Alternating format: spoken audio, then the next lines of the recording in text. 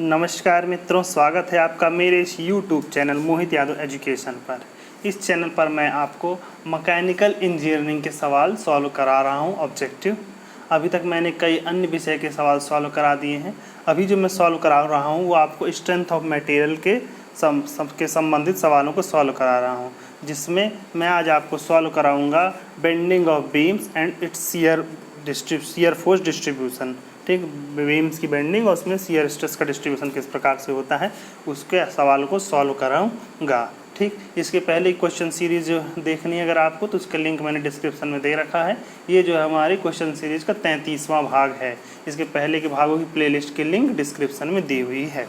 तो शुरुआत करते हैं आज का यह भाग। तो सबसे पहला जो क्वेश्चन है आपके सामने है वो है a rectangular section beam subjected to a bending moment M. एक रेक्टेंगुलर सेक्शन की बीम है जो बेंडिंग मोमेंट एम है, varying along its length is required to develop same bending stress at any cross section। मतलब जो bending moment है वो length के अनुसार वेरी कर रहा है, लेंथ के साथ वेरी कर रहा है, लेकिन उसका जो बेंडिंग स्ट्रेस है वो कांस्टेंट इन्होंने कहा। मतलब required to develop same bending stress at its any cross section, मतलब उसके सभी क्रॉस सेक्शन बेंडिंग स्ट्रेस को सेम रखना है। मतलब बेंडिंग मोमेंट तो लॉन्ग स्ट्रेस, मतलब बेंडिंग मोमेंट लेंथ के अलॉन्ग तो चेंज हो रहा है, लेकिन बेंडिंग स्ट्रेस क्या है वो कांस्टेंट है। If the depth of the section is constant, यदि उसकी डेप्थ जो है उस सेक्शन की वो कांस्टेंट है तो उसकी विथ विल वेरी, उसकी विथ किस प्रकार से वेरी होगी। मतलब कहने का है कि देखिए कि एक इस प्रकार से बीम है, ठीक, इसका क्रॉस सेक्शन अगर हम इधर ले लें, इधर क्रॉस सेक्शन मान लीजिए कि ये क्रॉस सेक्शन ये एच है, इसकी डेप्थ है और बी इसकी विथ है। ठीक, तो हमने किसी एक क्रॉस सेक्शन बनाया है तो इन्होंने कहा है कि जो इस बीम का मोमेंट है ये लेंथ के अलॉन्ग चेंज हो रहा है, लेकिन जो बेंडिंग स्ट्रेस है वो किसी भी क्रॉस सेक्शन पर सेम होनी चाहिए। तो मतलब सिग्मा बी की जो वैल्यू है वो सेम है, यम क्या है वेरी कर रहा है। इन्होंने कहा यदि डेप्थ कांस्टेंट मतलब एच जो है एच भी कांस्टेंट है तो वी किस प्रकार से वेरी करेगा। मतलब वी और यम में हमको संबंध निकालना है सीधे सीधे ऑप्शन, क्योंकि 4 ऑप्शन दे रहे हैं सभी यम के फॉर्म में दिए, तो हमको बी और यम में संबंध निकालना है। तो देखिए सबसे पहले जब भी इस प्रकार का सवाल आता है तो उसमें आपको लगाना क्या है, बेंडिंग का इक्वेशन लगाना। तो बेंडिंग इक्वेशन क्या होता है, बेंडिंग इक्वेशन होता है M upon I equal to sigma upon Y equal to E upon R. ठीक, ये क्या होता है, बेंडिंग का इक्वेशन होता है। यम क्या है, बेंडिंग मोमेंट है, आई क्या है उस क्रॉस सेक्शन का मोमेंट ऑफ इनर्शिया है, सिग्मा क्या है बेंडिंग स्ट्रेस है, या सिग्मा बी लिखिए, सिर्फ सिंपली सिग्मा लिख दीजिए। वाई क्या है, न्यूट्रल एक्सिस से उस फाइबर की दूरी जिस फाइबर पर हमको बेंडिंग स्ट्रेस निकालना है। फॉर एग्जांपल यदि या ये कैसा क्रॉस सेक्शन है, यदि क्रॉस सेक्शन एक रेक्टेंगुलर क्रॉस सेक्शन है और इसकी न्यूट्रल एक्सिस ये है एन, ठीक, तो इससे अगर हमको इस क्रॉस सेक्शन पर निकालना है एकदम टॉप मोस्ट से थोड़ा पहले, तो इन दोनों बीच की जो दूरी होगी उसी को क्या कहा जाएगा, वाई कहा जाएगा। अब आप कहेंगे न्यूट्रल एक्सिस क्या होती है, तो न्यूट्रल एक्सिस वो एक्सिस होती है जिस एक्सिस पर बेंडिंग स्ट्रेस की वैल्यू क्या होगी, 0 होगी। ध्यान रखिएगा न्यूट्रल एक्सिस पे बेंडिंग स्ट्रेस की वैल्यू 0 होती है, लेकिन शियर स्ट्रेस की वैल्यू 0 नहीं होती है। शियर स्ट्रेस की वैल्यू कुछ भी हो सकती है। ठीक, तो बेंडिंग स्ट्रेस की वैल्यू न्यूट्रल एक्सिस पे क्या होती है, 0 होती है। अब न्यूट्रल एक्सिस और सेंट्रॉइडल एक्सिस यानी सेंट्रल एक्सिस दोनों सेम भी हो सकती हैं, अलग भी हो सकती हैं। ठीक, सेंट्रल एक्सिस क्या है, सेंट्रल एक्सिस तो दोनों उस ज्योमेट्री का जो सेंटर होगा उससे होकर के जो भी एक्सिस जाएगी वो सेंट्रल एक्सिस है। और न्यूट्रल एक्सिस क्या है, न्यूट्रल एक्सिस वो एक्सिस है जहाँ पर बेंडिंग स्ट्रेस की वैल्यू क्या होती है, 0 होती है। दोनों कोइंसाइड भी कर सकती हैं और अलग अलग भी हो सकती हैं। तो ये बात आपको ध्यान रखना है। ई क्या है, ई है मॉडुलस ऑफ इलास्टिसिटी, और आर क्या है, radius of curvature. Radius of curvature क्या होता है, जैसे मान लीजिए बीम में पहले ऐसी सीधी थी उसके बाद इस तरह से बेंड हो गई, तो जब ये बेंड हो जाएगी तो इस क्या है, इस जो मतलब एक सर्कल का कोई सेक्शन बना लेगी, तो उस सेक्शन की रेडियस क्या होगी, उस रेडियस को क्या कहा जाएगा, रेडियस ऑफ कर्वेचर कहा जाएगा। तो देखिए ये जो इक्वेशन है कि bending equation M upon I equal to sigma upon Y equal to E upon R. ये बहुत ही इम्पॉर्टेंट है, इसको याद कर लीजिए, क्योंकि अधिकतर आधे से ज़्यादा सवाल अगर बेंडिंग के क्वेश्चन आते हैं तो इस पर ही आधारित होते हैं। इसी प्रकार एक टॉर्जन इक्वेशन होता है जो टॉर्सन संबंधित होता है, वो भी बिल्कुल सेम यही इक्वेशन, इसी को अलग तरीके से लिखा गया है। यदि हम मोमेंट की जगह क्या लिख दें, टार्क लिख दें टी, ठीक, और क्या कहते हैं मोमेंट ऑफ इनर्शिया आई की जगह क्या ले लें, polar moment of inertia I P ले लें, आई पी, ठीक। सिग्मा वहाँ पे क्या होगा, शियर स्ट्रेस होगी, यहाँ बेंडिंग स्ट्रेस, यहाँ शियर स्ट्रेस टाउ, और यहाँ पे डिस्टेंस की वाई की जगह पे क्या ले लें, रेडियस, किस रेडियस पे है, स्मॉल आर, और ई बाई आर की जगह ले लें जी थीटा बाई यल, ठीक।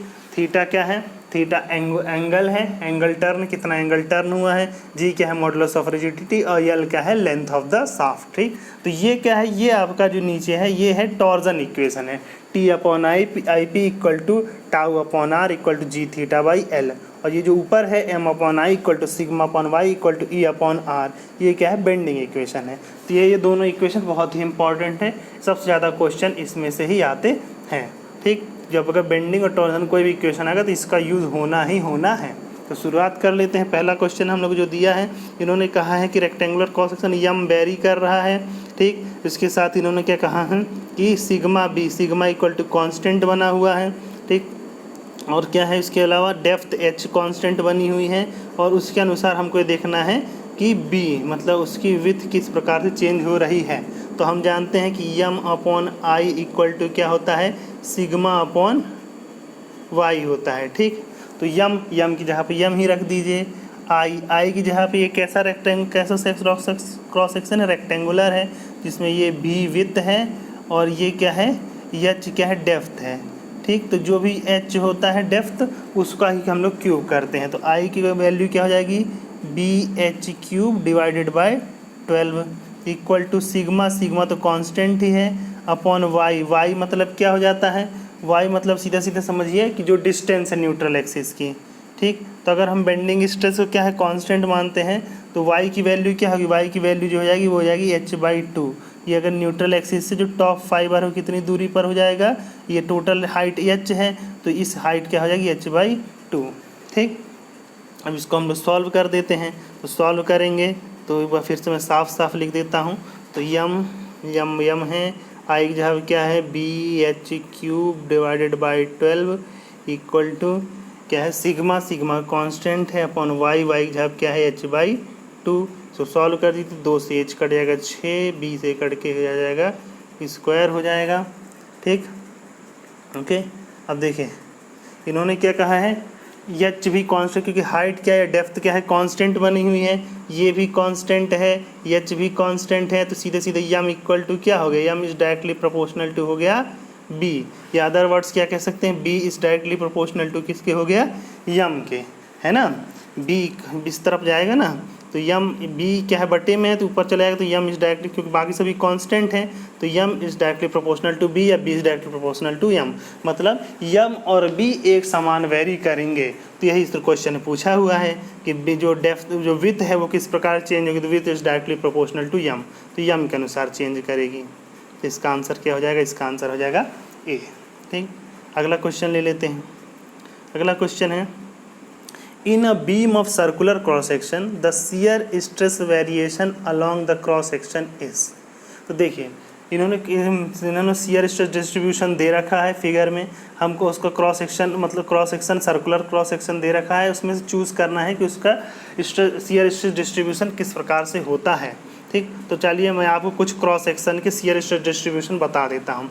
अगर क्रॉस सेक्शन क्या है, रेक्टेंगुलर है, क्रॉस सेक्शन क्या है, अगर क्रॉस सेक्शन रेक्टेंगुलर होता है, रेक्टेंगुलर क्रॉस सेक्शन है, तो उसका जो शियर स्ट्रेस डिस्ट्रीब्यूशन होता है वो होता है इस प्रकार से होता है, जिसमें ये वाला जो सेक्शन है, ये मतलब ये जो कर्व मिलता है, ये कर्व पैराबोलिक होता है। क्या होता है, पैराबोलिक, मतलब जो रेक्टेंगुलर क्रॉस सेक्शन होगा उसमें रेक्टेंगुलर क्रॉस सेक्शन में जो शियर स्ट्रेस डिस्ट्रीब्यूशन होता है वो कैसा होता है, पैराबोलिक होता है। कैसा होता है, पैराबोलिक होता है। और अगर हम सर्कुलर क्रॉस सेक्शन की बात करें, सर्कुलर क्रॉस सेक्शन में तो उसमें भी शियर स्ट्रेस का जो डिस्ट्रीब्यूशन होता है उसमें भी उसी सेम होता है, उसमें भी उसी प्रकार का सेम होता है और ये भी मिलता है वो बिल्कुल पैराबोलिक इसमें भी हमको प्राप्त होता है। इसका जो क्रॉस सेक्शन प्राप्त होता है वो भी पैराबोलिक होता है। तो देखिए इसमें क्या है, किनारों किनारों पर शियर स्ट्रेस 0 है और यहाँ पे क्या है, ये टाउ मैक्स है। ये कितना है, टाउ मैक्स है। ठीक, अब देखिए इसमें भी ये इसकी वैल्यू यहाँ पे क्या है, बीचों बीच क्या है, न्यूट्रल एक्सिस से टाउ मैक्स है। लेकिन अब देखिए इन दोनों में अंतर क्या है, जो आपको विशेष अंतर याद रखना है वो ये याद रखना है कि रेक्टेंगुलर क्रॉस सेक्शन में जो टाउ मैक्स की वैल्यू होती है वो होती है 1.5 टाउ एवरेज, मतलब 1.5 इंटू टाउ एवरेज, मतलब एवरेज शियर स्ट्रेस का 1.5 गुना होता है जिसमें। ठीक, रेक्टेंगुलर क्रॉस सेक्शन में क्या होता है, जो मैक्सिमम शियर स्ट्रेस होती है वो एवरेज शियर स्ट्रेस की 1.5 गुना होती है, जबकि सर्कुलर क्रॉस सेक्शन में जो टाउ मैक्स की वैल्यू होती है ये इक्वल टू होती है 1.33 टाउ एवरेज, मतलब एवरेज जो शियर स्ट्रेस है उसकी 1.33 गुना होती है। ये देखिए बिल्कुल आप याद कर लीजिए, क्रॉस सेक्शन की रेक्टेंगुलर क्रॉस सेक्शन और सर्कुलर क्रॉस सेक्शन, दो ही क्रॉस सेक्शन के जो शियर स्ट्रेस डिस्ट्रीब्यूशन होंगे वो पैराबोलिक होंगे, साथ ही उनकी जो शियर स्ट्रेस की maximum shear stress tau max की वैल्यू होगी वो रेक्टेंगुलर क्रॉस सेक्शन के लिए पैराबोलिक होगी और इसके लिए पैराबोलिक होगी, लेकिन जो मैक्सिमम शियर स्ट्रेस की वैल्यू होगी वो रेक्टेंगुलर क्रॉस सेक्शन के लिए होगी 1.5 ऑफ टाउ एवरेज और सर्कुलर क्रॉस सेक्शन के लिए जो मैक्सिमम होगा वो होगा 1.33 टाउ एवरेज। क्योंकि ये क्वेश्चन डायरेक्टली पूछ लिए जाते हैं, सीधे सीधे क्वेश्चन आता है और आपको उसको क्वेश्चन को सॉल्व करना होता है। ठीक, अब कुछ अदर क्रॉस सेक्शन है उनके ही बता देते हैं ताकि आपको याद रहे। तो देखिए इसका तो आंसर हो गया, सर्कुलर क्रॉस सेक्शन का क्या होगा, सर्कुलर क्रॉस सेक्शन का सीधे सीधे पैराबोलिक है, दिया भी नहीं है तो क्योंकि अदर ये त्रिकोण है, ये अदर सेक्शन का है, ये अदर सेक्शन का है, तो ये क्या है, ये इसके आंसर नहीं है। ठीक, तो ये किसके आंसर है ये भी आपको पता होना चाहिए।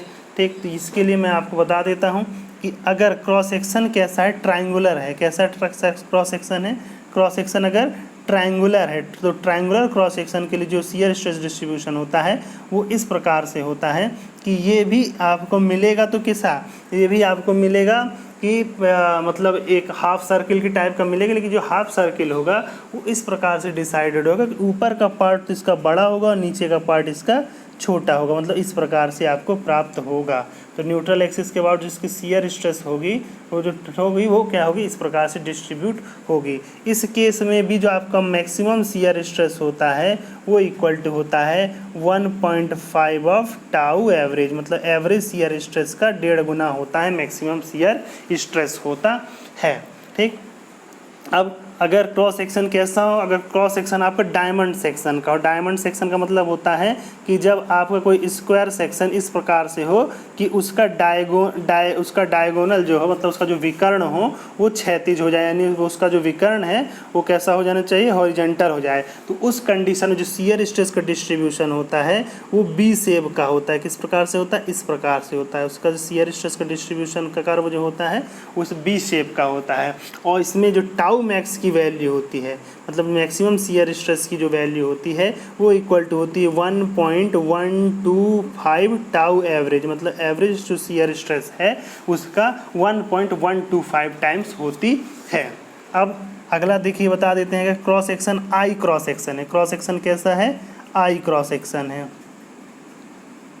ठीक, आई क्रॉस सेक्शन है तो इसका जो शियर स्ट्रेस डिस्ट्रीब्यूशन होता है वो इस प्रकार से होता है। देखिए इधर इधर पहले इस तरह से, तो यहाँ पे जहाँ पे फ्लेंज है, जो फ्लेंज की लेंथ के सामने एक शियर स्ट्रेस की वैल्यू अधिक होती है और फिर यहाँ पे फिर एक कर्व प्राप्त होता है। तो इस प्रकार का शियर स्ट्रेस डिस्ट्रीब्यूशन हमको देखना, मतलब जो ऑप्शन सी दिया हुआ के है ये आई क्रॉस सेक्शन का दिया हुआ, किस क्रॉस सेक्शन का दिया हुआ है, आई क्रॉस सेक्शन का दिया हुआ है। तो ये आपको याद रख लेना है।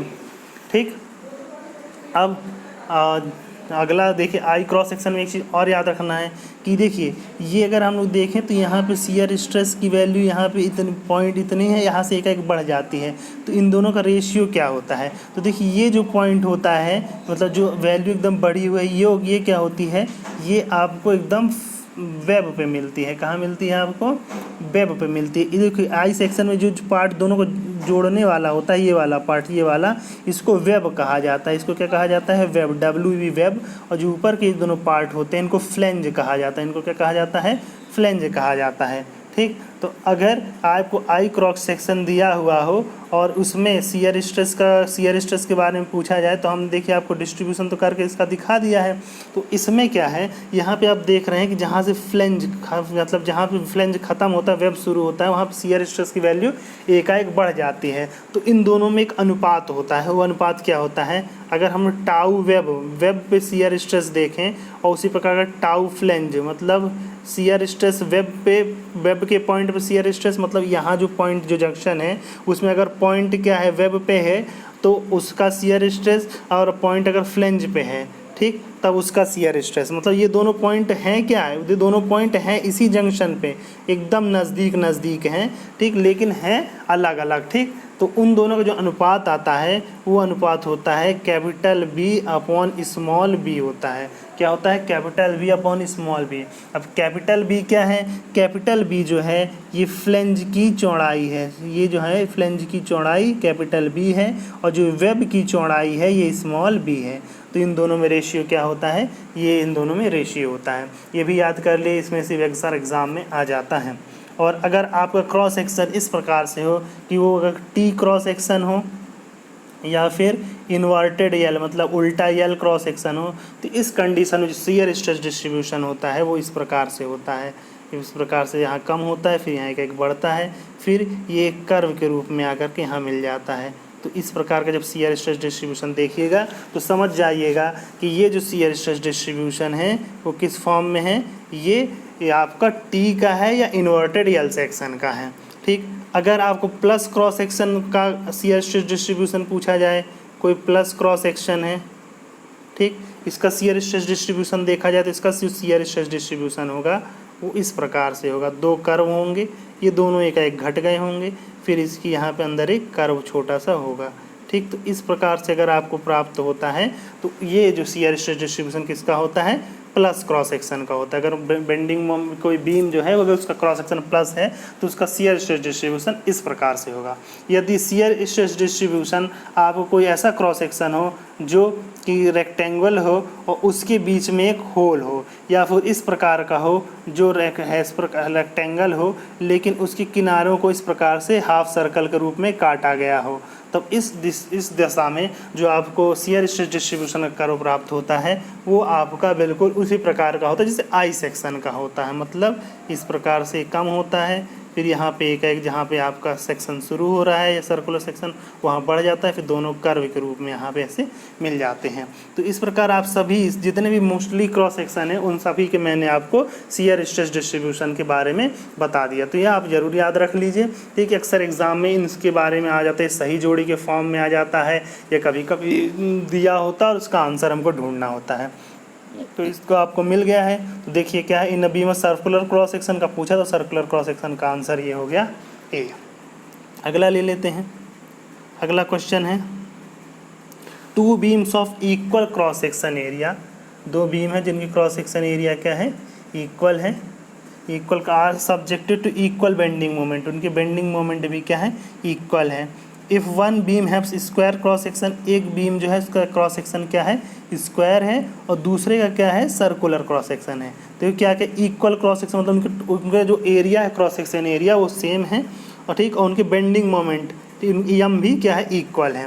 इफ़ वन बीम है स्क्वायर क्रॉस सेक्शन है, दूसरे का सर्कुलर क्रॉस सेक्शन है, तब उन्होंने पूछा है कि ये इसमें से both beams will be equally strong, क्या दोनों इक्वली स्ट्रॉन्ग होगी? सर्कुलर बीम मतलब ज़्यादा स्ट्रॉन्ग होगी, स्क्वायर क्रॉस सेक्शन बीम ज़्यादा स्ट्रॉन्ग होगी। और if strength of the beam will depend on the nature of loading, nature of loading पर डिपेंड करेगी। ठीक, तो देखिए कोई भी बीम है उसकी जो स्ट्रेंथ होती है वो सीधे सीधे डिपेंड करती है उसकी सेक्शन मॉडुलस पे। तो सेक्शन मॉडुलस क्या होता है? सेक्शन मॉडुलस को जेड की सहायता से दर्शाया जाता है। तो एक तो सेक्शन मॉडुलस की वैल्यू होती है आई अपॉन वाई, मतलब moment of inertia divided by Y. ठीक, जो वाई हम लोग मैक्सिमम के फॉर्म में ले लेंगे तो उसको क्या कहते हैं? उसी को हम लोग जेड की वैल्यू आई बाई वाई इससे निकाल लेंगे। तो इसमें जिसकी वैल्यू ज़्यादा होगी वही बीम क्या हो अधिक, उसी बीम की वैल्यू क्या है अधिक होगी, मतलब वो बीम अधिक स्ट्रांग होगी। तो पहली बीम का हम लोग निकाल लेते हैं। ठीक, तो देखिए इन्होंने कहा दोनों की क्रॉस सेक्शन इक्वल हैं, दोनों क्रॉस सेक्शन क्या है इक्वल हैं। तो पहले दोनों क्रॉस सेक्शन इक्वल रख करके हम दोनों में रिलेशन निकाल लेते हैं। तो मान लीजिए जो स्क्वायर सेक्शन है उसका साइड जो है क्या है ए है, और जो रेक्टेंगल है उसका जो डायमीटर क्या है वो डी है। तो हम जान दोनों को इस इक्वल रखना है, तो मतलब ए स्क्वायर इक्वल टू कितने हो जाएगा, A square equal to pi by 4 D square. ठीक, तो सीधे सीधे एक ये रिलेशनशिप मिल गया, मतलब ए की वैल्यू क्या है, A equal to under root pi by 4, मतलब पाई बाई 4 का अंडर रूट, और डी क्या है दोनों का अंडर रूट से बाहर आ जाएगा, या सीधे सीधे लिख सकते हैं D by 2 under root pi. ठीक, ये दोनों का रिलेशन हो गया। इसको आप एक लिख लीजिए क्योंकि अभी मिट जाएगा, मतलब A equal to D by 2 under root pi. ठीक, ये आपने निकाल लिया। अब आगे बढ़ते हैं। अब पहले का सेक्शन मॉडुलस से निकालते हैं Z1। तो Z1 की वैल्यू क्या हो जाएगी, Z1 का आई बाई वाई। पहले हम लोग किसका क्रॉस सेक्शन निकाल लेते हैं, पहले हम लोग स्क्वायर क्रॉस सेक्शन। तो इसके लिए आई की वैल्यू क्या होगी, आई मतलब BH³ बाई 12 रेक्टेंगुलर का होता है। यहाँ क्या है क्रॉस, ये स्क्वायर है तो दोनों सेम हो जाए, तो ए बी क्या हो जाएगा A⁴ divided by 12 upon Y. Y की वैल्यू क्या हो जाएगी, ऐसा क्रॉस सेक्शन है, ए यहाँ पे लेंथ है, ये भी लेंथ है, तो क्या हो जाएगी वाई की वैल्यू क्या होगी न्यूट्रल एक्सिस से दूरी, मतलब A/2, तो डिवाइडेड बाई A/2 कर देंगे। ठीक, तो ए से ए कैंसिल हो जाएगा, तो A⁴ मतलब A⁴/6, मतलब Z1 की वैल्यू क्या हो गई A⁴/6। अब इसी प्रकार हम लोग Z2 की वैल्यू निकाल लेंगे। तो Z2 की वैल्यू क्या होगा, आई बाई वाई से निकालेंगे। ठीक, तो आई बाई वाई से निकाल लीजिए Z2 की वैल्यू। Z2 की वैल्यू क्या हो जाएगी, आई मतलब पाई बाई 64 और D⁴ हो जाएगा, by I by Y. Y मतलब देखिए ऐसा रेक्टेंगल अगर सर्कुलर क्रॉस सेक्शन है, इस क्रॉस सेक्शन में क्या है, अगर ये न्यूट्रल एक्सिस से इसकी दूरी क्या हो जाएगी D/2 हो जाएगी, तो डिवाइडेड बाई D/2 कर देंगे, तो 2 ऊपर चला जाएगा। ठीक, तो हमने D/2 से मल्टीप्लाई कर दिया, यहाँ पे y की वैल्यू क्या हो जाएगी D/2 हो जाएगी। इसको सॉल्व कर दीजिए, तो 2 से कट जाएगा तो 16 हो जाएगा, और d से कट जाएगा d की घात क्या हो जाएगी 3 हो जाएगी, तो आपको मिल जाएगा पाई D³ डिवाइडेड बाई 16। ठीक, अब दोनों का रेशियो निकाल दीजिए, और दोनों का रेशियो क्या हो जाएगा, देखिए ये आपका दोनों का रेशियो समझिए, इनको हमने क्या भी निकाला, तो a की वैल्यू हो जाएगी, आप इसको लिख लीजिए पहले अलग से कि A³/6 और ये पाई D³/16। ठीक, अब इन दोनों का रेशियो हम लोग निकालेंगे, तो इन दोनों का रेशियो, तो Z1/Z2 की जो वैल्यू आई वो हो जाएगी A³/6 divided by pi D³/16। ठीक, तो A³ अभी हमने बता दिया A की वैल्यू क्या बताई थी D/2 अंडर रूट पाई, तो D/2 मतलब D³।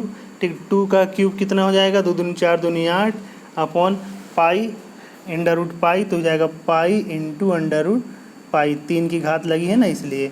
A³ की वैल्यू रख दी into 16 divided by 6 into pi D³। Solve कर दीजिए, तो D³ से D³ कैंसिल हो गया, पाई से पाई कैंसिल हो गया। ठीक, 8 दूनी 16, 2 छक्का 12, तो इसकी वैल्यू क्या आ गई,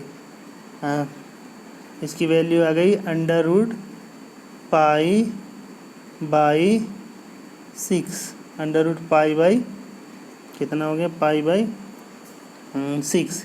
देखिए पाई की वैल्यू क्या होती है 3.14, तो उसका अगर अंडर रूट निकालें तो वो उससे भी कम होगा, तो मतलब इसकी वैल्यू क्या होगी, और बट्टे 6 कर देंगे तो उसकी वैल्यू और कम हो जाएगी, तो मतलब इसकी जो वैल्यू आएगी कितने से कम आएगी, मतलब 1 से कम ही आएगी, मतलब Z1/Z2 की जो वैल्यू आएगी वो लेस देन 1 ही आएगी ना, क्योंकि अंडर रूट पाई की वैल्यू 3 से भी कम, और 3 को भी उसको भी 6 से भाग दे देंगे तो और कम। ठीक, तो 1 से कम आएगी, तो इससे पता चलता है कि इससे हाँ, इसमें थोड़ा सा मिस्टेक हो गया है। जब हम लोग उसको क्रॉस सेक्शन को क्रॉस करेंगे तो यहाँ पे जो वैल्यू प्राप्त होगी वो हम लोग को प्राप्त होगी 32 प्राप्त होगी। क्या प्राप्त होगी? 32। तो उसके अनुसार जब हम इसको सॉल्व करेंगे तो यहाँ पे 2 आ जाएगा, और इसको जब हम लोग सॉल्व करेंगे तो जो z/z2 की वैल्यू आएगी वो क्या होगी? ग्रेटर देन 1 होगी। कितनी होगी? Greater than 1। क्या होगी? ग्रेटर देन 1 होगी। इसको आप एक बार सॉल्व करके थरोली देखिएगा। तो z1/z2 की जो वैल्यू आएगी वो क्या आएगी? ग्रेटर देन 1 आएगी। मतलब z1 हमने किसके लिए था? क्रॉस किसके लिए लिया था कि ये जो इसको अगर मतलब फाइनली जो हम लोग का है मतलब z1/z2 इज़ ग्रेटर देन 1, मतलब z1 is greater than z2। z1 किसके लिए लिया था? स्क्वायर क्रॉस सेक्शन के लिए, और z2 किसके लिए? सर्कुलर क्रॉस सेक्शन के लिए लिया था। ठीक, तो हम इस प्रकार से हमको पता चल गया कि जो स्क्वायर क्रॉस सेक्शन है उसका सेक्शन मॉडुलस ज़्यादा है, और जो सर्कुलर क्रॉस सेक्शन है उसका सेक्शन मॉडुलस कम है। ठीक, तो इस तरह से हम लोग तय कर सकते हैं कि हम लोग कह सकते हैं कि जो स्क्वायर क्रॉस सेक्शन की बीम होगी वो क्या है कि अधिक स्ट्रांग होगी। क्या होगी? अधिक स्ट्रांग होगी। तो इस प्रकार से हम लोग का जो आंसर हो जाएगा वो हम लोग का आंसर हो जाएगा answer C, square section beam will be stronger. ठीक, एक सीधा मैं आपको बता देता हूँ। अगर क्वेश्चन में आपको आता है कि अगर समान एरिया दिया हुआ हो और आपको कई प्रकार की बीम दी हो तो उनके जो सेक्शन मॉडुलस होते हैं, जो मतलब सेक्शन z=i/y, उसकी वैल्यू इस प्रकार से होती है। z cross section I section की जो सेक्शन मॉडुलस होता है वो सबसे ज़्यादा होता है। उसके बाद जो रेक्टेंगुलर सेक्शन का जो सेक्शन मॉडुलस होता है उससे कम होता है। फिर स्क्वायर क्रॉस सेक्शन का जो सेक्शन मॉडुलस होता है उससे कम होता है, और सबसे कम जो होता है वो सर्कुलर क्रॉस सेक्शन का सेक्शन मॉडुलस होता है। तो दूसरे वर्ड्स में आप कह सकते हैं कि जब बेंडिंग स्ट्रेस की बात है, बेंडिंग स्ट्रेस की बात, तो आई क्रॉस सेक्शन की बीम जो होती है वो सबसे मजबूत होती है। उसके बाद रेक्टेंगुलर क्रॉस सेक्शन की बीम मजबूत होती है। उसके बाद स्क्वायर क्रॉस सेक्शन की, और सबसे कमज़ोर क्या हो जाती है? Circular cross section in bending. लेकिन इन केस ऑफ जब शियरिंग की बात आती है, अगर शियरिंग की बात आती है तो यही चीज़ क्या होती है? पलट जाती है, यही चीज़ उल्टी हो जाती है। ठीक, मतलब हम लोग कह सकते हैं जो आई बीम होती है, आई बीम ये बहुत अच्छी होती है किसमें के लिए? बेंडिंग के लिए सबसे स्ट्रांग होती है, लेकिन शियरिंग, अगर शियरिंग लोड है तो उसमें सबसे ख़राब होती है, इसका शियर फेलर सबसे तेज़ी से होता है। ठीक फ्रेंड्स, तो आगे बढ़ते हैं, अगला क्वेश्चन ले लेते हैं। दिया है the distribution of shear stress of the beam is shown in the figure. ठीक, इन्होंने एक फिगर दिया है और उसमें शियर स्ट्रेस का डिस्ट्रीब्यूशन इन्होंने दे रखा है। तो इन्होंने पूछा है कि ये किस क्रॉस सेक्शन का ये किस क्रॉस सेक्शन का हो सकता है। तो मैंने आपको सारे क्रॉस सेक्शन के बना के बता दिए थे, तो उससे स्पष्ट हो जाता है कि ये किसका है। इस प्रकार का शियर स्ट्रेस डिस्ट्रीब्यूशन किसका होता है? या तो टी बीम का होता है या तो इन्वर्टेड यल बीम का होता है। तो आंसर में क्या दिया हुआ? आई दिया हुआ तो नहीं, टी दिया हो तो टी अपना आंसर हो जाएगा। ठीक, बाकी क्रॉस सेक्शन आपको याद ही है। आई सेक्शन का हमने आपको बताया था कि आई सेक्शन का कैसा होता है। अगर आई सेक्शन इस प्रकार से है तो उसका शियर स्ट्रेस डिस्ट्रीब्यूशन आपको बताया था मैंने कि वो इस प्रकार से होता है। ठीक, रेक्टेंगल का, ट्रायंगल का, सभी का बताया था। तो इसका आंसर क्या हो जाएगा? इसका आंसर बी हो जाएगा। अगला क्वेश्चन ले लेते हैं। अगला क्वेश्चन इन्होंने दिया है, थोड़ा छोटा लिखा है, थोड़ा ध्यान से पढ़ लेंगे हम लोग। अगला क्वेश्चन दिया है द गिवन फिगर, ठीक, the given figure shows the all dimension in mm shows a I section of the beam. I section का एक बीम दिया है। ठीक, इन्होंने कहा है the shear stress at a point P, at a point shear stress जो point P पे है, shear stress at a point P very close to the bottom of the flange. वो फ्लेंज के वेरी क्लोज है, मतलब ये जो line है दोनों को जो सेपरेट कर रही है उसके एकदम नज़दीक है। ठीक, और इसको जो ठीक bottom very close to the bottom इस 12 MPa है। यहाँ पे जो शियर स्ट्रेस की वैल्यू दी है पी पॉइंट पे वो कितना दिया हुआ है? 12 MPa दिया हुआ है।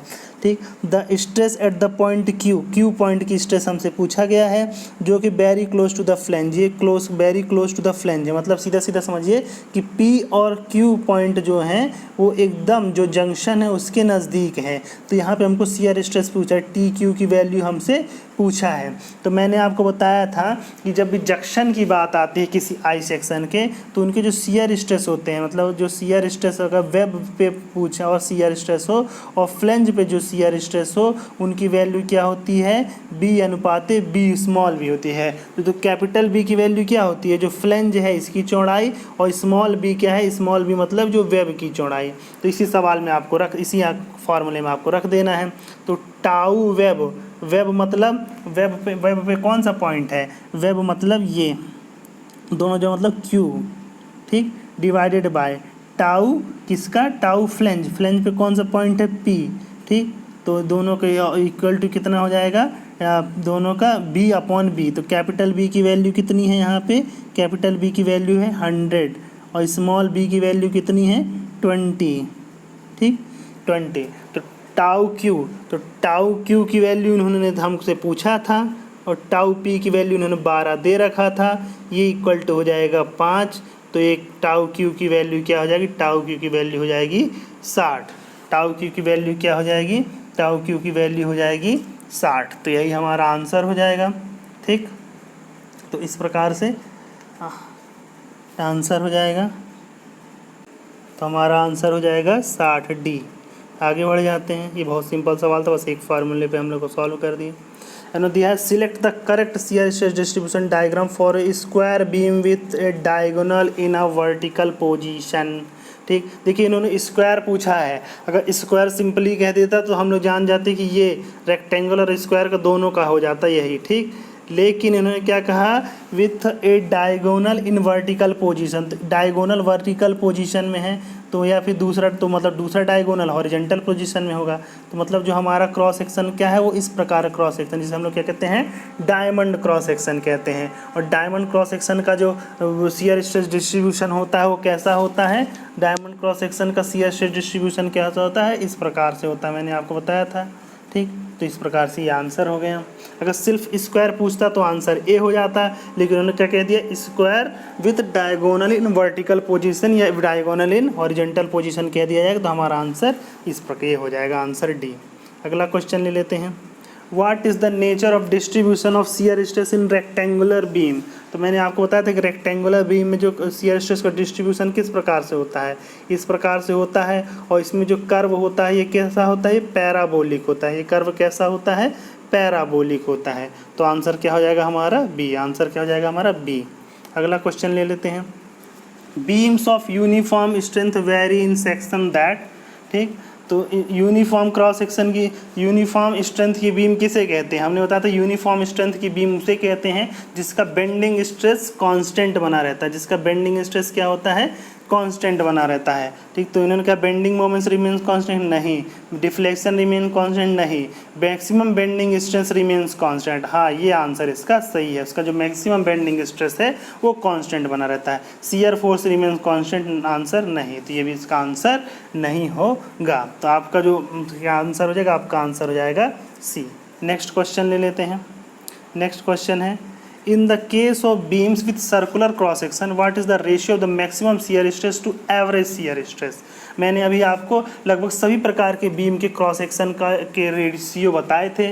तो सर्कुलर क्रॉस सेक्शन के लिए क्या बताया था, सर्कुलर क्रॉस सेक्शन के लिए मैंने आपको बताया था कि मैक्सिमम शियर स्ट्रेस और क्या कहते हैं एवरेज शियर स्ट्रेस का रेशियो क्या होता है, टाउ मैक्स इक्वल टू होता है 4/3 टाउ एवरेज, या इसी क्या कह देते हैं 1.33 कह देते हैं, 1.3 टाउ एवरेज। तो यही हो जाएगा अपना आंसर। तो उन्होंने कहा the ratio the maximum shear stress to average shear stress कितना हो जाएगा, तो tau max divided by tau average की वैल्यू क्या हो जाएगी 4/3, क्या हो जाएगी आंसर 4/3 डी। या कभी यही हो जाता है, इसकी वैल्यू क्या हो जाती है 1.33 हो जाती है। अगला क्वेश्चन ले लेते हैं, in I section of beam subjected to transverse shear force the maximum shear stress developed, ठीक। इन्होंने I सेक्शन दिया हुआ है और उसमें पूछा है कि जो मैक्सिमम शियर स्ट्रेस डेवलप्ड है वो कहाँ डेवलप होती है। देखिए जो मैंने बताया था कि आई सेक्शन का शियर स्ट्रेस डिस्ट्रीब्यूशन किस प्रकार का होता है, आई सेक्शन का जो शियर स्ट्रेस का डिस्ट्रीब्यूशन होता है वो इस प्रकार से होता है ना, इस प्रकार से। तो देखिए मैक्सिमम ये इधर कर्व बन जाता है। तो मैक्सिमम शियर स्ट्रेस कहाँ डेवलप हो रही है? मैक्सिमम शियर स्ट्रेस इस पॉइंट पे डेवलप हो रही है, यहाँ पे। मतलब कि अगर ये जो आपका ये आपकी दोनों फ्लेंज है, फ्लेंज के बीच में वेब है, तो वेब के मिड पॉइंट पे ना, वेब के मिड पॉइंट पे मैक्सिमम शियर स्ट्रेस डेवलप हो रही है। ठीक, तो देखिए आपको कर्व याद है तो आप तुरंत आंसर दे सकते हैं। तो at the centre of the web, इन्होंने क्या कहा, वेब के सेंटर पे। ठीक, तो हाँ यही क्या है, वेब का सेंटर ही तो था ये ना, वेब के सेंटर पे, तो हाँ यही इसका आंसर है। At the top edge of the flange नहीं, at the bottom edge of the flange नहीं, नन ऑफ द अबव होना ही है। तो ये आंसर हो गया ए। अगला क्वेश्चन ले लेते हैं। तो अगला क्वेश्चन क्या है? अगला क्वेश्चन दिया है the ratio of the section modulus of a square beam. ठीक, Z beam Z when square section is placed one, जब स्क्वायर सेक्शन इस प्रकार से रखा हो, और दूसरा दिया जब, ठीक, placed on the two sides horizontal, जब दोनों साइड हॉरिजेंटल करके रखी हो, with to diagonal horizontal, bye diagonal horizontal करके रखा हो, तब इनके सेक्शन मॉडुलस का इन्होंने क्या पूछा है? रेशियो पूछा है। तो इन्होंने इसके तब इन्होंने इसके सेक्शन मॉडुलस का रेशियो पूछा है। ठीक, तो देखिए आप सवाल को कैसे सॉल्व करेंगे। तो हम जानते हैं सेक्शन मॉडुलस क्या होता है। सेक्शन मॉडुलस होता है, मान लीजिए पहले केस में निकाल लेंगे, ये होता है क्या, I/Y, यही होता है। तो पहले के लिए I की वैल्यू क्या होगी? ठीक, ये स्क्वायर क्रॉस सेक्शन है, तो स्क्वायर क्रॉस सेक्शन के लिए I की वैल्यू होती है B⁴ डिवाइडेड बाई 12, और y की वैल्यू क्या हो जाएगी, मतलब इसके मिडल से ऊपर की ओर डिस्टेंस, मतलब b/2 डिवाइडेड बाई b/2।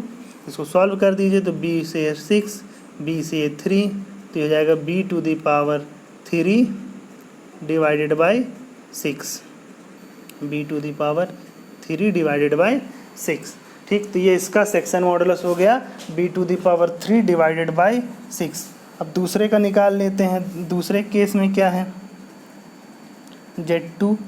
तो Z2 देखिए ये क्या है, जब क्रॉस सेक्शन चेंज हो जाता है, मतलब क्रॉस सेक्शन का रोटेशन चेंज होता है, तो जिस एक्सिस के अबाउट हम लोग निकालते हैं मोमेंट ऑफ इनर्शिया, वो भी चेंज हो जाता है। तो इसमें देखिए इसके पहले वाले में जो हम लोग मोमेंट ऑफ इनर्शिया इस एक्सिस के अबाउट निकाल रहे थे, इसमें किसके अबाउट निकालेंगे, इस एक्सिस के अबाउट निकालेंगे। तो ये क्या है, ये जो क्रॉस सेक्शन निकल रहा है, ये ऐसा मानिए कि दो ट्राइंगल है, एक ट्राइंगल इसके ऊपर, एक ट्राइंगल नीचे है, दोनों का अलग अलग निकाल के अगर हम जोड़ देंगे तो टोटल मोमेंट ऑफ इनर्शिया निकल आएगा।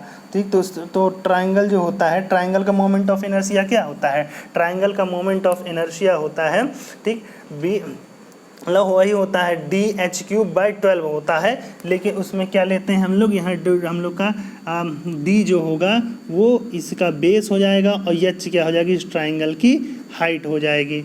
क्या होगा, i, इसके लिए i की वैल्यू क्या हो जाएगी, इसके लिए i की वैल्यू हो जाएगी dh³ डिवाइडेड बाई 12। अब क्योंकि एक ट्राइंगल का ये है, दो ट्राइंगल है, तो इंटू 2 हो जाएगा। ठीक, तो ये i की वैल्यू हो जाएगी। तो d मतलब इसका बेस, तो बेस क्या हो जाएगा, अगर ये a है, ये और ठीक, और ये भी a है, और ये दोनों क्योंकि 90 डिग्री होगा, तो आपका जो इसकी वैल्यू हो जाएगी बेस की, वो क्या हो जाएगी, b√2 हो जाएगी। तो d की वैल्यू क्या, मतलब इसकी बेस की वैल्यू क्या हो जाएगी, b√2 हो जाएगी, इंटू h की वैल्यू क्या हो जाएगी, वही इस h की भी वैल्यू हो जाएगी। ठीक, ये h है टोटल, तो इसका हाफ लेंगे, इसका हाफ लेंगे ना, तो जाएगा b√2 डिवाइडेड बाई, इसका क्या ले लेंगे, h ले लेंगे, सॉरी, तो इसी का टोटल ले लेंगे 2⁵ नहीं 2⁵ ले लेंगे, डिवाइडेड बाई 12। ठीक, और इंटू 2 तो रहना ही है रहना। तो इस i की वैल्यू क्या आ जाएगी, आपको y की वैल्यू, इसको सॉल्व कर ले तो आ जाएगी b⁴ डिवाइडेड बाई 12। ठीक, क्या हो जाएगी, इसके i की वैल्यू क्या हो जाएगी, b⁴ डिवाइडेड बाई 12। तो इसके लिए i की वैल्यू हो जाएगी b⁴ डिवाइडेड बाई 12, सेम आ गई। ठीक, अब इसको i से भाग दे देंगे, डिवाइडेड। ठीक, तो z कैसे निकलता है, z = i/y होता है, तो i/y कर दीजिए। y मतलब जो न्यूट्रल एक्सिस से डिस्टेंस है, ये जो डिस्टेंस है, यही जो इसकी डिस्टेंस है, तो इसकी वैल्यू क्या है, इसकी वैल्यू हमने निकाल रखी है b/√2। तो इसको कर दीजिए b/√2 कर दीजिए, तो b से इसको करेंगे तो b⁴। ठीक, तो हो जाएगा b/√2। तो Z2 की वैल्यू क्या होगी, Z2 की वैल्यू हो गई √2b⁻³ डिवाइडेड बाय 12। ठीक, और इसके पहले हम लोगों ने I1 की वैल्यू क्या निकाली हुई थी, b³/6। दोनों का रेशियो निकाल दीजिए, दोनों का रेशियो क्या हो जाएगा, ठीक, दोनों का रेशियो हो जाएगा Z1/Z2 इक्वल टू, Z1 की वैल्यू हमने क्या निकाली, b⁻³ निकाला था, और Z2 की वैल्यू क्या निकाली थी हम लोगों ने, Z2 की वैल्यू निकाली थी b³, ठीक, √2 डिवाइडेड बाय 12। इनको सॉल्व कर दिए थे, 6 दूनी 12, b³ से b³ कैंसिल, 2 से √2 कैंसिल, तो आंसर क्या गया, अनुपात √2। तो दोनों का अनुपात क्या हो गया, √2। ठीक, तो इसका आंसर क्या हो गया, इसका आंसर हो गया √2। Z1/Z2 की वैल्यू क्या है, √2। देखिए इस सवाल में सेक्शन मॉडुलस क्या होता है, I/Y ये याद रखना है। और ये जो सेक्शन है, इस सेक्शन का आपको मोमेंट ऑफ इनर्शिया निकालना आना चाहिए। अगर इतना आ गया तो आप इस सवाल को आसानी से सॉल्व कर ले जाएंगे। तो ट्राइंगल का याद कर लीजिए, ट्राइंगल का भी वही होता है, जो क्या होता है, bh³/12 होता है। b क्या होता है, उसका बेस होता है। बस आपको ये ध्यान रखना है, अगर ट्राइंगल ये है, इसका जो बेस होता है b, ये होता है h, उसकी हाइट होती है। और दो ट्राइंगल हैं जो इसके सममित हैं, तो × 2 कर दीजिए, बस आपको इसका मोमेंट ऑफ इनर्शिया निकल आएगा। ठीक, अब बस इनका बेस और ये हाइट निकालने के लिए आपको पाइथागोरस थ्योरम लगा के निकाल सकते हैं। इसका आंसर हो गया आपका √2। अगला क्वेश्चन ले लेते हैं। A beam of rectangle cross section of 120 mm into 60 mm, मतलब एक बीम है जिसका क्रॉस सेक्शन 120 इंटू 60 mm है, designated to be placed vertically in a placed horizontal by mistake.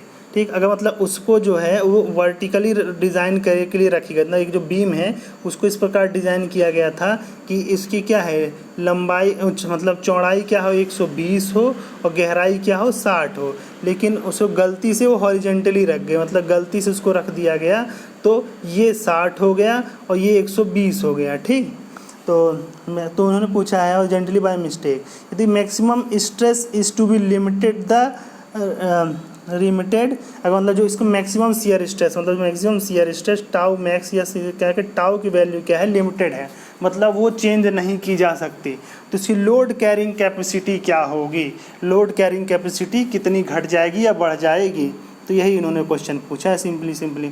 ठीक, तो हम जानते हैं कि m/I इक्वल टू क्या होता है, σ/y होता है, क्योंकि y क्या है, कांस्टेंट है, तो मतलब दोनों के लिए, तो y की वैल्यू सिग्मा क्या है, दोनों के लिए कांस्टेंट है, तो सिग्मा की वैल्यू क्या हो गई, my/I। तो अगर हम दोनों के लिए my/I का क्या है, दोनों के लिए कांस्टेंट बना हुआ है, दोनों के लिए क्या है, कांस्टेंट है, तो I क्या है, मतलब दोनों के, इसके लिए भी σ1 और इस दूसरे के लिए σ2, दोनों क्या है, सेम है। तो इसी के आधार पे हम लोग इसको सॉल्व करेंगे। ठीक, तो इस प्रकार से दोनों को सॉल्व करेंगे। तो मान लीजिए पहले के केस में σ1 इक्वल टू σ2 रखना है, मतलब m1y1 डिवाइडेड बाय क्या I1 क्या रखना है, बराबर टू किसके रखना है, m2y2 डिवाइडेड बाय I2 रखना है। ठीक, देखिए यम क्या है, अगर हम लोग यम का जो अनुपात निकल आएगा वही क्या हो जाएगा, इसके लोड कैरिंग कैपेसिटी का अनुपात हो जाएगा। तो यम को क्वेश्चन रहे उसकी वैल्यू नहीं रख सकते हैं। अब सीधे देखिए, अब पहला क्रॉस सेक्शन क्या है, 120, ठीक, मतलब 120 और 60 का है, और दूसरा क्रॉस सेक्शन क्या है, 60 और 120 का है। तो बस पहले यम वही रहेगा, y मतलब सेक्शन से दूरी, तो ये इसकी दूरी क्या हो जाएगी, टोटल 60 है, 60 का आधा क्या हो जाएगा, 30 हो जाएगा, डिवाइडेड बाय I मतलब bh³/12, तो b मतलब क्या हो जाएगा, इसकी विथ 120, h³ मतलब 60 का क्यूब डिवाइडेड बाय 12। ठीक, ये इक्वल टू क्या हो जाएगा, दूसरे के लिए इसको m1 लिखिए, दूसरे के लिए m2 इंटू y यहाँ पे कितना हो जाएगा, यहाँ पे 120 वर्टिकल है तो उसका आधा मतलब 60। ठीक, और 120, ठीक, I की वैल्यू क्या है, I की वैल्यू देखिए इसमें 60 इंटू 120 का क्यूब डिवाइडेड बाय 12। ठीक, यही आपको मेन याद रखना है कि जब इसका हम लोग आई निकाल रहे होंगे तो जो हाइट है उसका क्यूब करेंगे, मतलब 60 का क्यूब करेंगे। दूसरे कंडीशन में जब बीम क्या है वर्टिकल हो जाती है तो 120 का क्यूब करेंगे, तो उसको रखेंगे इंटू 12। तब दोनों में इसको सॉल्व करेंगे, तो इसको सॉल्व करेंगे तो आप पाएंगे कि यम1 की जो वैल्यू आ रही है ये इक्वल टू आ रही है यम2 का डिवाइडेड बाई 2। मतलब जो पहले यम1 की वैल्यू है, यम1 मतलब पहला जो पहली बीम की कंडीशन है वो जो दूसरी बीम की कंडीशन है उस कंडीशन में क्या है उसका आधा हो जा रहा है। ठीक, तो हम लोग ये कह सकते हैं कि जो इसकी लोड कैरिंग कैपेसिटी है वो क्या हो जा रही है, आधी हो जा रही है। वो क्या हो जा रही है, आधी हो जा रही है। तो यही आपका आंसर हो जाएगा। तो इसका आंसर क्या हो जाएगा, इसका आंसर हो जाएगा सी, मतलब load carrying capacity become half. तो जो M1 और M2 का जो अनुपात है वही उसका आंसर हो जाएगा। ठीक फ्रेंड्स, तब अगला क्वेश्चन ले लेते हैं। अगला क्वेश्चन है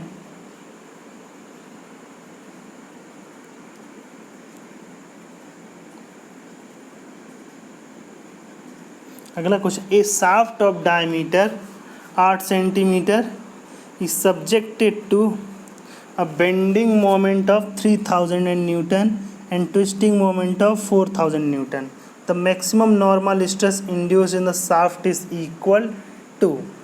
ठीक, देखिए इन्होंने जब देखिए जब सवाल जब आपको दिया हो कि मतलब उसमें आपको बेंडिंग मोमेंट भी दे रखा हो साथ में ट्विस्टिंग मोमेंट भी दे रखा हो, तो बेंडिंग मोमेंट को यम लिखते हैं और ट्विस्टिंग मोमेंट को टी लिखते हैं।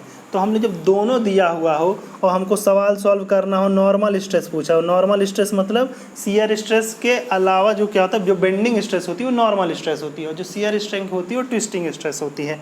तो आपको फार्मूला क्या रखना है, वही लिखना है M upon I equal to sigma upon Y, ठीक, equal to E upon R. Formula तो यही रखना है। तो देखिए इस केस में क्या है, यम की जगह पे हम लोग क्या लेंगे, इक्विवेलेंट यम ले लेंगे। क्या ले लेंगे, इक्विवेलेंट यम की वैल्यू ले लेंगे। तो इक्विवेलेंट यम की वैल्यू क्या होती है, मतलब इक्विवेलेंट मोमेंट की वैल्यू क्या होती है, इक्विवेलेंट मोमेंट की जो वैल्यू होती है यम ई वो इक्वल टू होती है 1/2 ब्रैकेट के अंदर M plus under root M square plus T square, ये पूरा यहाँ तक अंडर रूट हो जाएगा।